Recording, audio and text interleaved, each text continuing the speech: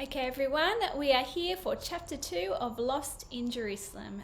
This chapter is called The Carpenter's Son, and it is told from Joshua's perspective. The Bible verse to start this chapter is Luke chapter 2, verse 43, which reads, "After the feast was over, while his parents were returning home, the boy Jesus stayed behind in Jerusalem, but they were unaware of it." Before Joshua even opened his eyes, he knew it had happened again. Where am I this time? Or perhaps he should have asked, when am I? Time to find out. When he opened his eyes, he found himself lying on a woven mat. Around him, stone walls rose higher than the walls in his house at home. Not visiting Mary and Joseph then? It could be the palace. Joshua's heart beat faster, hoping King Herod wasn't around. Herod was mean, and he didn't like children. Joshua looked for Hannah. The room was empty. He closed his eyes again. Maybe if he kept them closed for long enough, he would wake up back at home. He hadn't felt as frightened on their last 2 trips because he'd had to act brave for Hannah. Now he was here alone and he didn't know what to do. Voices approached. Joshua scrambled into the corner next to the door. From this angle, people walking past could not see him unless they entered the room. He cocked his head to the side, listening. The men were arguing. "How can a boy speak with such authority? It's not right." "He may be young, Yusuf, but the boy speaks the truth. Who is he, though? The son of a Nazarene carpenter. Nothing good comes out of Nazareth." Nazareth? The son of a carpenter? Are they talking about Jesus? The voices had passed now. Joshua strained his ears. "He hasn't even reached manhood." The words blended together as the men turned a corner. Joshua waited, listening for footsteps. He counted silently to 60. When he heard nothing more, he risked poking his head around the corner. No one. "Okay," he said, flapping his hands as he paced, each step adding a number to his pedometer. His pedometer! Joshua pulled the gadget off his pajama pants and opened it up. 10:13 a.m. 8 AD. He took a deep breath. "Okay, I just need to find Jesus. By my calculations, he should be approximately 12 years old. He can help me get home. It will be all right. It always turns out all right." Then he stopped. What if I pray? Will Jesus hear me? Jesus was God, but he was also human, and people couldn't read minds. Still, it was worth a try. Joshua closed his eyes. "Dear God, can you please help me find Jesus? Oh, and look after Hannah too. She'll worry about me if she wakes up and I'm not home. Amen." Jesus did not magically appear when Joshua opened his eyes. He sighed. "I guess I'll have to go find him the normal way." He wished Hannah were here to hold his hand. He headed down the hallway in the opposite direction from the 2 men. If they were talking about Jesus, it made sense to assume that they had just left him. Joshua didn't see anyone until he came to the end of the hallway. It opened up into a large courtyard where a lot of men were sitting dressed in dull-coloured robes. Joshua looked down at his blue dinosaur pajamas. He would certainly stand out. He crept into the courtyard and hid behind one of the large pillars. Joshua glanced up at the sky. It was still morning, so the sun would be in the east. Based on the position of the sun, he could tell he was standing on the southern side of the courtyard. Towards the eastern side sat a boy, not much older than Joshua. He was listening to a man reading from a scroll.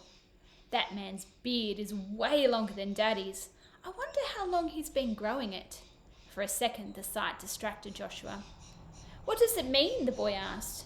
"When the psalmist says, 'He will command his angels concerning you to guard you in all your ways.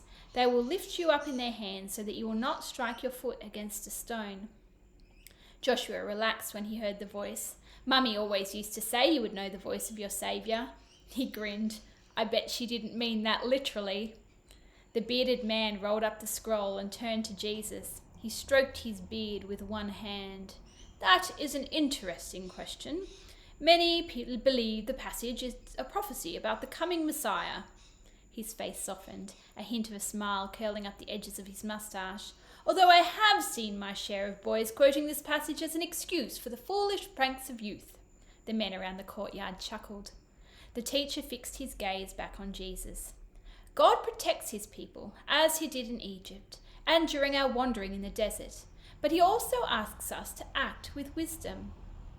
You must not put the Lord your God to the test. Jesus bowed his head. Thank you, Rabbi. Once the question was answered, Jesus paused, then leaned back. He looked over his shoulder at a 60-degree angle, right to the place where Joshua was standing. Joshua leaned against the pillar, flapping his hands as Jesus uncrossed his legs and rose. Excuse me, Rabbi. Jesus bowed again to the teacher. As he walked towards the back of the courtyard, his eyes met Joshua's and he changed direction. Jesus smiled, his eyes twinkling. A familiar sense of peace flooded Joshua's heart. Jesus, he said, it's me, Joshua. I prayed I would find you.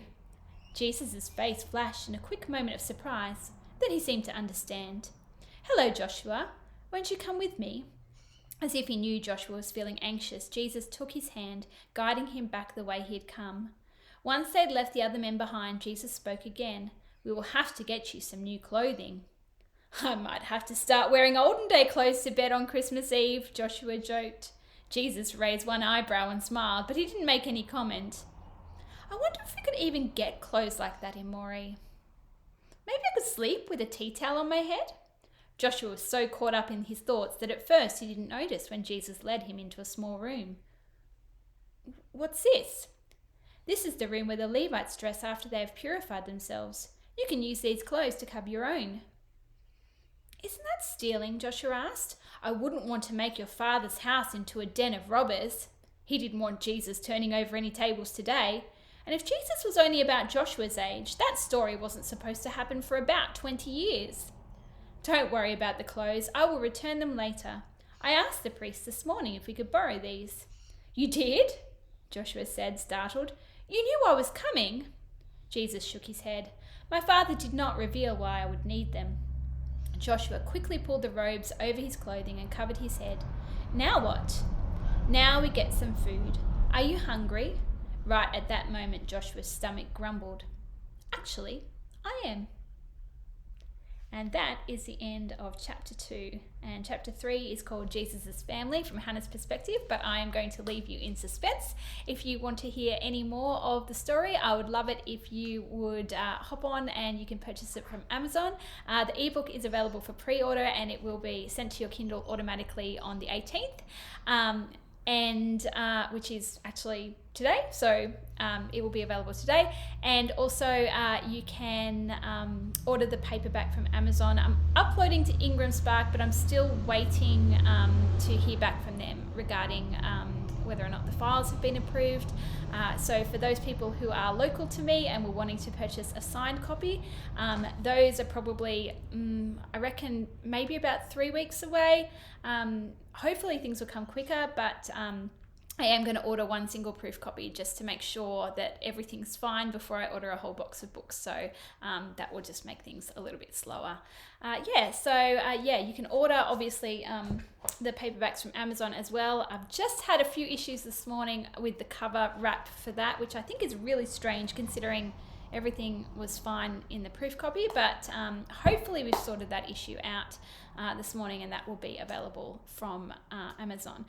For those of you who were wanting to purchase either Road to Bethlehem or Return to Bethlehem, I personally think that they would make an excellent Christmas present, excellent family reading for around the dinner table, maybe before Christmas in the weeks leading up. So Lost in Jerusalem, I believe, is 10 chapters. Let me just double check. 9 chapters. So 8 chapters plus a prologue and an epilogue, so that makes 10 altogether. So if you wanted to read that leading up to Christmas as a kind of Advent thing around the table, the chapters are, I believe, around 1,000 to 1,500 words per chapter, so it wouldn't hopefully take you too long to read, maybe 10 or 15 minute commitment every day. And then you've got Return to Bethlehem, which technically isn't a Christmas story, but I know the wise men often get tied up in Christmas, and so that one is a little bit longer. Actually, I think it's about 2,500 words longer than Road to Bethlehem, and I believe this one is 9 chapters plus the prologue and the epilogue. So yeah, so that's what's that, 21 days of reading. So 3 weeks leading up to Christmas. If you wanted to encompass the Christmas story plus a few other little bonuses, then that would be a lovely gift to give to your family, I hope. And hopefully Lost in Jerusalem will be available as well if you wanted to put that one under the tree for further reading in January. Anyway, I'll wrap this video up. I hope you enjoyed those 2 chapters, and yeah, I hope that the books are exactly what you expected that they would be, that they're encouraging and that they're uplifting and that they open up points for you to discuss the truth of who Jesus is with your family. Okay, I'll talk to you later. Bye.